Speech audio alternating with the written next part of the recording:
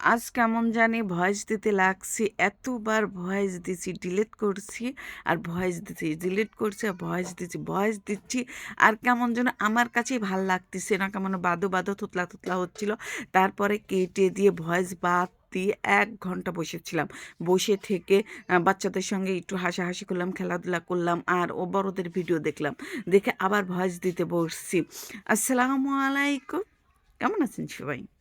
নিশ্চয়ই সবাই ভালো আছেন। আলহামদুলিল্লাহ আমিও অনেক অনেক ভালো আছি। অনেক পিস কাটা দেখে বলতেছেন অনেক বড় অনুষ্ঠান হবে আর অনেক আয়োজন।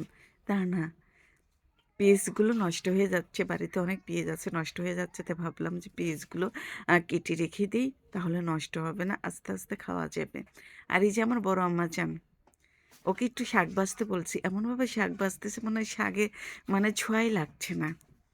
আর আমার বড় আম্মাজানকে খুঁজেই পাওয়া যায় না কাজের সময়। একটা যদি বলি যে আম্মাজান এটা করেন, আর খুঁজেই নেই, সে ওখান থেকে নেই, হারিয়ে গেছে।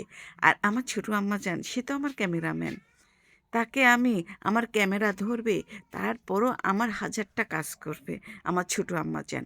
আমি যদি বলি আম্মাজান এটা করেন, তো সঙ্গে সঙ্গে করবে। আর বড় আম্মাজানকে বললে বড় আম্মাজান নাই, বলার আগেই সে হারিয়ে যায়। আর ছোটো আম্মাজান ক্যামেরা ধরবে আর আমার সব কাজ করে দিবে, এটা ওটা নিয়ে আনা, সব কিছু গুছিয়ে দিয়ে আমার ছোটো আম্মাজানই করে। যাই হোক, এখানে একটা গোটা মুরগি নিয়েছি, আর গোটা মুরগি নতুন আলু দিয়ে রান্না করব। আর নতুন আলু, বুঝতেই তো পারছেন শীতের নতুন আলু খেতে অনেক মজা লাগে, তাই না? আর মাংসটা ঝোলঝোল করব না, ভাজা ভাজা কষা কষা একটু করব। আর একটু শাক ভাজি করব। আর প্রথমেই তো ডাউলটা ঝোল করে নিয়েছি। আর এই যে শাকগুলো বাছা হয়ে গেছে, আমার বড় আম্মা জান শাকগুলো বেছে দিলে, এখন এগুলো ধুয়ে নেব। আর এখানে এই যে আমার মুরগিগুলোকে এই যে শাকের মানে পালং শাকের পাতাগুলো দিচ্ছি। মুরগিগুলো অনেকেই ছিল, কিন্তু মুরগিগুলো হঠাৎ করে অসুস্থ হয়ে যে মারা গেল। কিছু ফেলেও দিয়েছি আর জবাই করেছি। আর 2টা মুরগি আছে, অনেক মুরগির থেকে এই 2টা মুরগিই আছে, বেঁচে আছে এখন। তাতে আলহামদুলিল্লাহ এই 2টার থেকে অনেক মুরগি হয়ে যাবে। আর যাই হোক, এই যে আমার মাংস রান্নাটা কিন্তু প্রায় হয়ে গেছে। আর বেশি ঝোল করবো না, ভুনা ভুনা করবো তো, এই জন্য মানে এখনই নামিয়ে নেব। নামিয়ে নিয়ে এই যে শাকগুলো দিয়ে দিচ্ছি, শাকগুলো ভাজি করব। আর এই শাকের মধ্যে হলে যে অল্প একটু লবণ দিয়ে একটু ভাপ দিয়ে নিয়ে নিচ্ছি। আর অনেকে আবার কাঁচা শাকেই তেলে দেয়, আমার ভালো লাগে না, আমি এই জন্য একটু শাকটা ভাপ দিয়ে তারপরে যে ভেজে নেই। আর আজকে কি হয়েছে, এতবার ভয়েস দিচ্ছি আর এতবার ডিলিট করেছি, তারপরে মানে ভয়েস দিচ্ছি আর ডিলিট করছি, আমার কাছে কেমন যেন ভালো লাগলো না।